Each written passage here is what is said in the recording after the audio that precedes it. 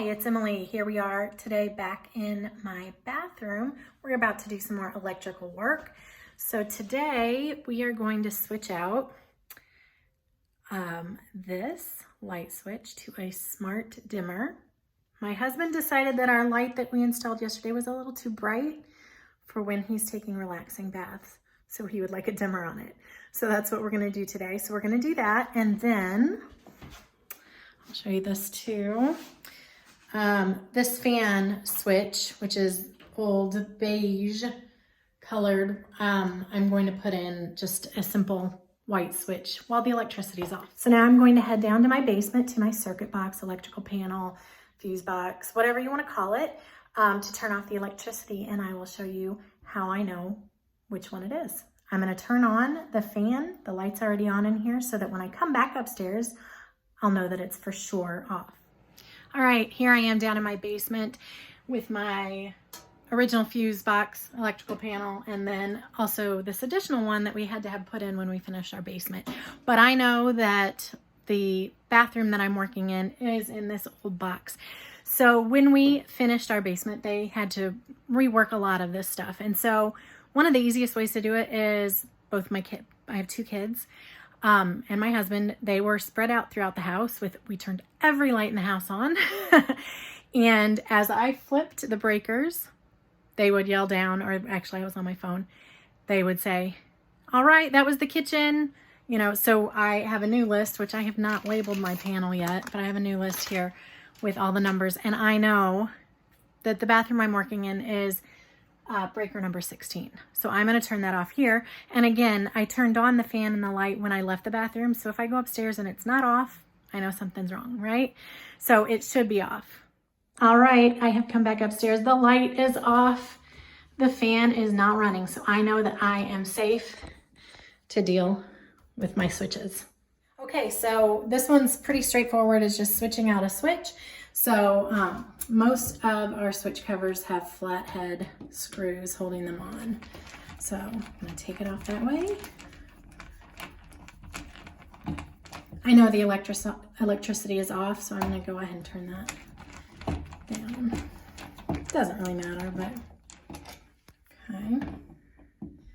So we're just getting these beige covers off all throughout the house. This is one of the very few that's left. We just don't use this a whole lot, but we're getting ready to paint in here in this bathroom. And so, see, this has been here so long, it's kind of stuck to the wall. There we go. All right, so there's our beige switch. So the frustrating thing is with these, it uses flatheads, right? And then when you get to the light switch, it's Phillips. So you have to switch out your screwdriver, and mine has heads that you can switch out interchangeably. So I just switched that. All right, so I have my Phillips head on here now. I'm gonna take this switch out. Probably could have used a bigger Phillips head. This one's kind of slipping. These screws are a little bit longer than those others. Once you get a good amount out, sometimes it's easier to just turn it with your fingers. And again, the electricity is turned off, so I really have no worry that this is going to shock me at all. You can alternatively get testers to make sure that there's no juice coming into the electrical place where you're working. A lot of people are scared of electrical work, but once you kind of know what to watch out for and what to do, it's not that scary. Okay. So there's our switch, and this looks like it's two black wires. I'm not sure if it really matters which one goes to which pole on my new switch, but I'm just going to be safe and be sure I remember this one's on the top and this one's on the bottom. Okay, so this is the kind where you kind of stick in the wire and it locks in there. So unscrewing this did nothing. So I have to cut the wire.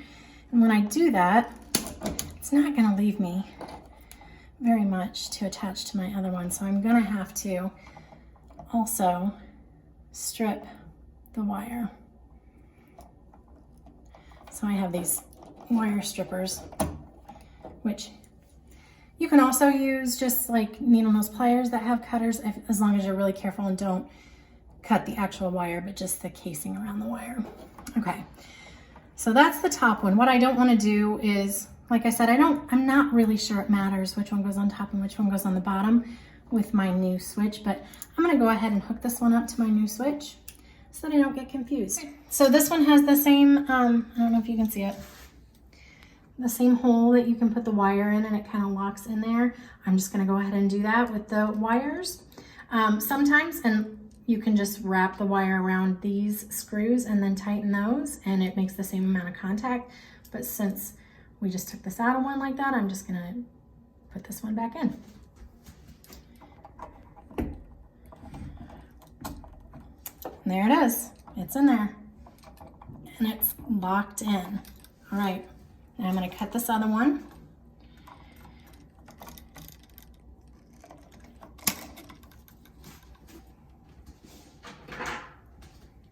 And then strip the wire, or the casing around the wire, I should say.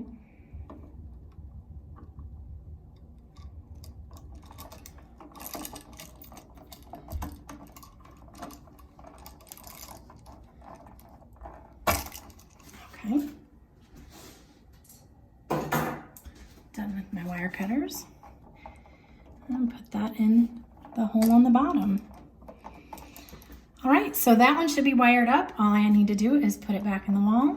These wires in our house are very stiff, so you kind of have to push these wires back in to the hole. And you know what? There is a ground screw and there's a ground wire. So I'm actually going to connect that, even though the old one wasn't. And all you have to do is just kind of wrap that around a little bit. It just needs to make contact.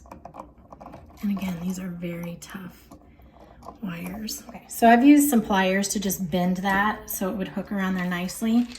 Now I'm going to tighten this ground screw.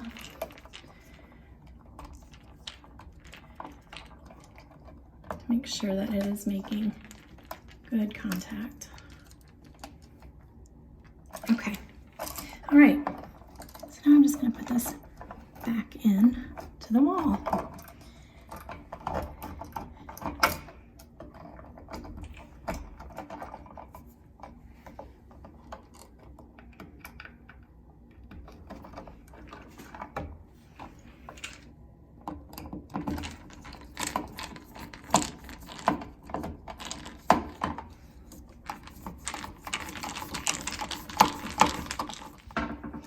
Okay, so I have my light switch back in, and now I just have to put the switch plate on.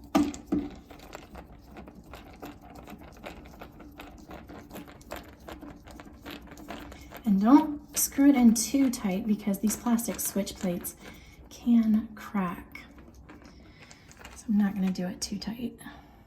I'm just going to make sure I'm in the hole. There, yeah.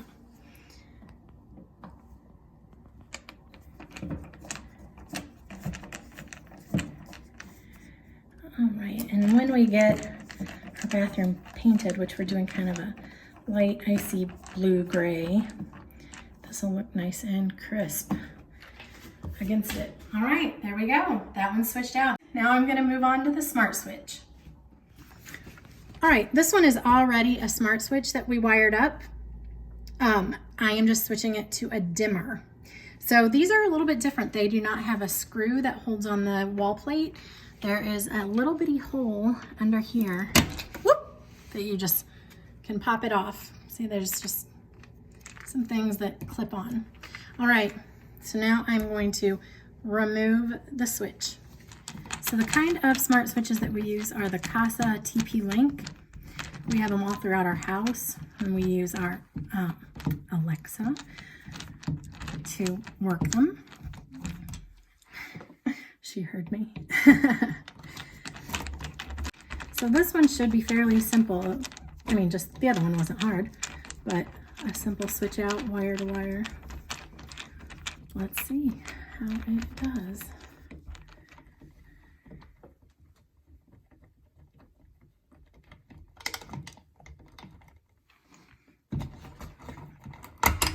Okay.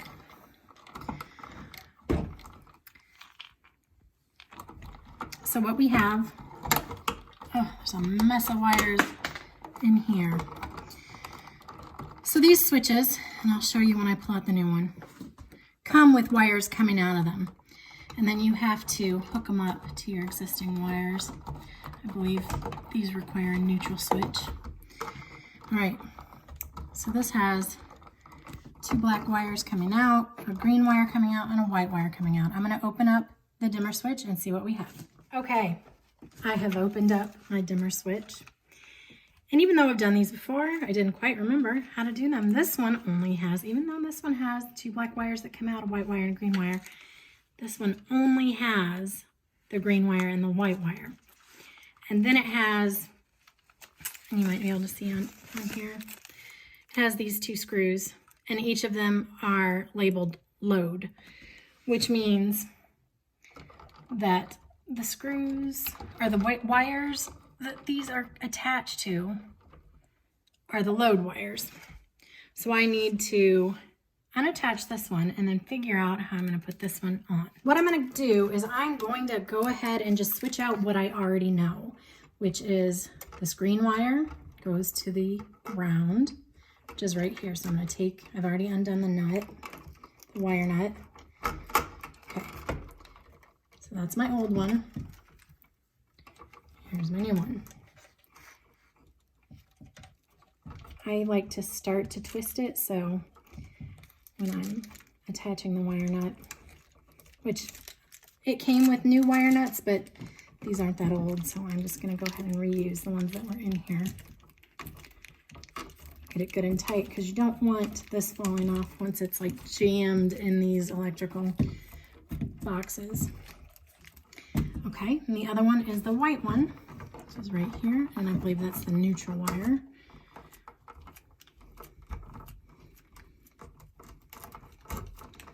All right, so there's my old switch I've taken off, and I can reuse that somewhere else in my house. There's nothing wrong with the switch.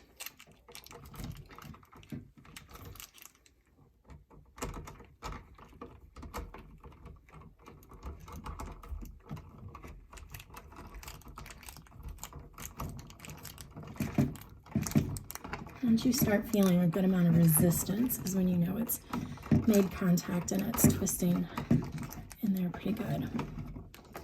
Okay, so my old one, you can see, and I don't think it matters because this just says live load and it's on both of those. So what I'm going to do, undoing that one, take that wire, and it's just gonna go, these are both labeled, it's tiny, load and line, what they're labeled. They are both, no they're not either.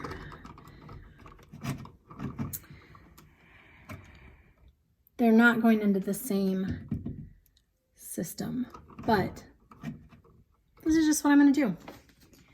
I am going to attach them, see what it does.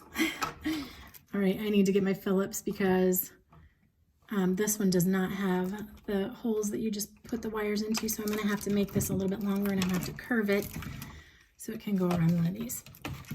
So I have made a hook in this wire, and this one, it's not just a screw, it's a little screw with a plate on it, so that it's sure to make good contact all the way around. It's a little bit trickier, which I probably could have just left it straight to make sure, but being a little bit more cautious to make sure that it has good contact. And what's going to happen is if it makes a difference which wire goes to which, if I turn the electricity back on and this switch doesn't work, I'm just going to come up here and move this wire down here and move the other one up there. Okay, so that one's good and tight, so I know that is making a good seal in there. All right, here's the other one, and I do not have a ton of wire to work with, so I'm going to detach my old switch. All right, this one is off. Maybe I should have put this one on top. You know what? I'm going to switch it. And I am going to put a little bit of a hook in there so it doesn't slip out easily. Okay, so I put a little bit of curve in that and cut back the insulation just a little bit so that I can make sure that it's made good contact. So I'm going to screw that one in. I hope I don't have to change these out too much because I really don't have a lot of wire to work with at this lighting box. And I know you can't see this. Cameraman, why don't you stand up so that they can see what I'm doing? Okay, now that I'm holding that wire in place, I should be able to screw this in a little bit easier.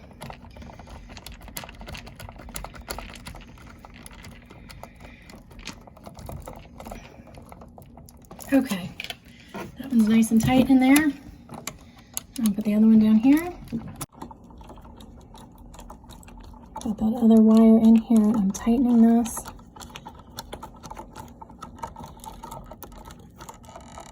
Okay, so now with these smart switches, there's a lot of bulk back here.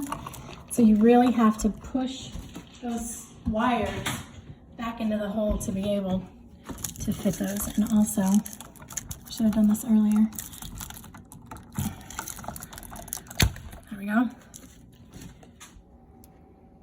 All right, so I have done some origami to get these wires back in here, and I'm hoping when I turn the electricity back on that this works the way it's supposed to. Otherwise, I'm gonna have to pull it out and switch those black wires around.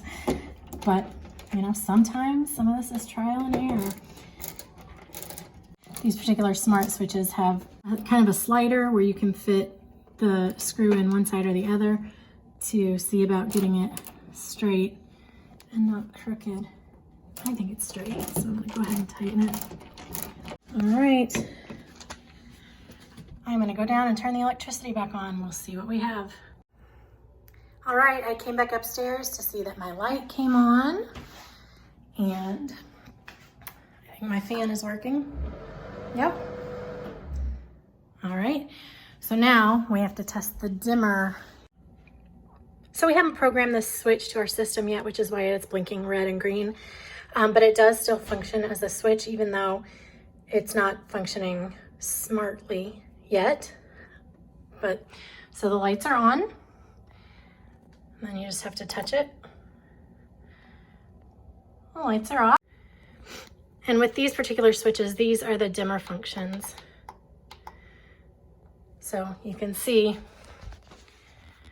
I'll show you the light while I'm working the dimmer switch.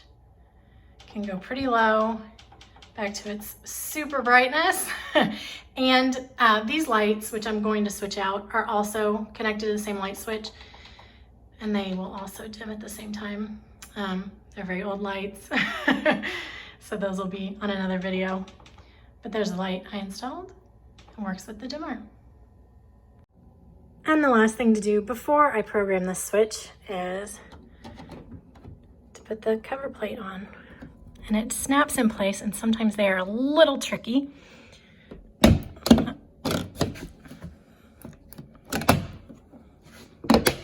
There we go. These particular switches are kind of neat because you can adjust how bright you want it. If you turn it off, when you turn it back on, that's where it'll go. That's our video today. And remember, any of this stuff, if you have the confidence and a little bit of knowledge, you can do it yourself and save yourself a lot of money. So be sure to like and subscribe. See you later.